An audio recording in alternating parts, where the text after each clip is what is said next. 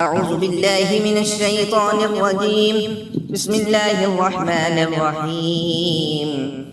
آمن الرسول بما أنزل إليه من ربه والمؤمنون كل آمن بالله وملائكته وكتبه ورسله لا نفرق بين أحد من رسله وقالوا سمعنا وأطعنا غفرانك ربنا وإليك المصير.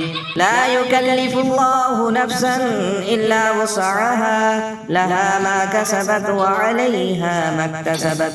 ربنا لا تؤاخذنا إن نسينا أو أخطأنا ربنا ولا تحمل علينا إصرا كما حملته على الذين من قبلنا ربنا ولا تحملنا ما لا طاقة لنا به واعف عنا واغفر لنا وارحمنا أنت مولانا فانصرنا على القوم الكافرين.